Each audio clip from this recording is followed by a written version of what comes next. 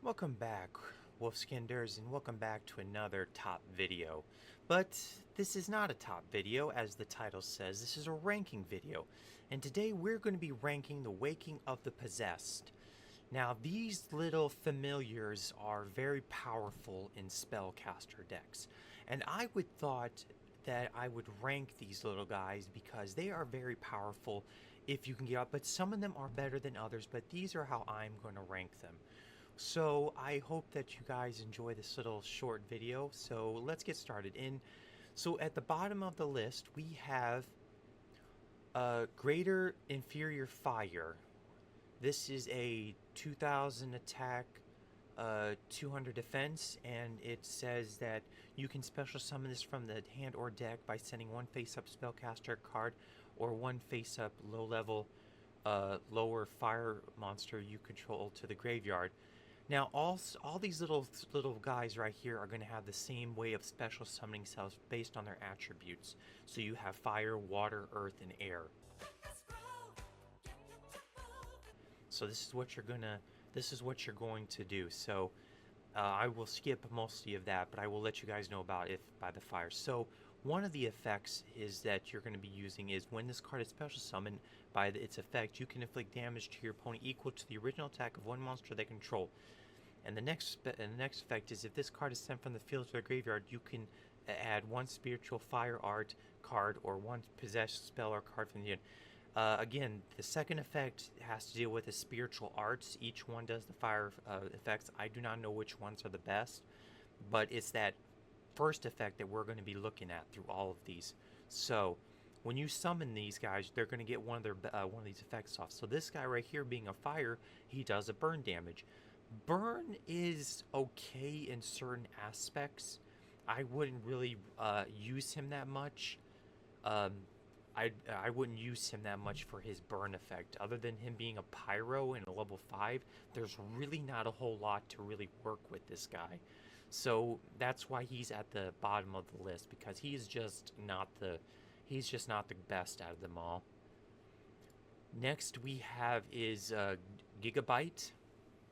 This one requires a level 4 lower water monster with a spellcaster, and again, its second effect is adding the spiritual water art from the deck. But this effect that when he special summons, you can send one random card from your opponent's hand to the graveyard. Then each opponent draws a card. This one is a little bit iffy, but that's why he's kind of at the bottom, because yeah, ripping a card out of the hand is good, but there's a lot of graveyard effects, so you're pretty much, since you can't really pick, you're going to be randomly having them discard a card. So that's kind of great. And then the thing is that it also has a Danger Mothman effect, where each player draws one card. That's fine if you're doing a mill deck or you're doing some type of setup with it, but this one is just really not the great for Gigabyte. I wouldn't use him unless it was an absolute necessity, like if I was building a deck around that. Next we have is Nefarious Archfiend. This requires a level 4 or lower Earth monster, and the same with the secondary effect. It gives you add spiritual Earth art from the graveyard. But if it's special summoned by its effect, you can special summon one level 4 lower monster from your graveyard, but its effect is negated. Now, most people would probably put him at 1 because you can easily get a level 4 or lower monster and then tune it if you use a tuner. Yeah, I would consider that very powerful, but with number 1 and number 2 being as they are, they can easily be switched around. But I thought this one is pretty much, unless you're using this for a synchro summoning or a link spamming deck, you're really not caring about that as much. Considering you're going for a 2 for 1 and then bringing one back, so you're going -0. So you would really have to pay close attention depending on what you're going to summon with this. That's why I think that this is just a good number 2 for this.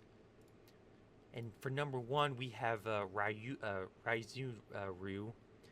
This requires a level 4 or lower wind monster with a spellcaster, and with the secondary effect, you can add a spiritual wind art from your deck.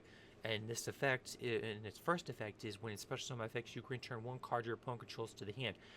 I believe that this is very powerful because depending on depending on if you go, because most of the time you're going to go second in any game, because a lot of people don't like to go first. A lot of people like to go first to set up their whole entire board. So if you can easily break through their defenses and use this as and get a spellcaster and a level 4 wind monster on there, you can pretty much return a card, so you can pretty much set them back pretty heavily. That's why I believe that Ryu is a number one contender for this. So that's why he is number one. But yeah, if you guys thought the order was correct, let me know in the comments. If not, let me know. Tell me, how would you guys order these? Because this is how I would order them. But I want to thank you all for watching, and I will see you guys next time. You guys take care. Be well, be safe, have fun. Bye, everyone.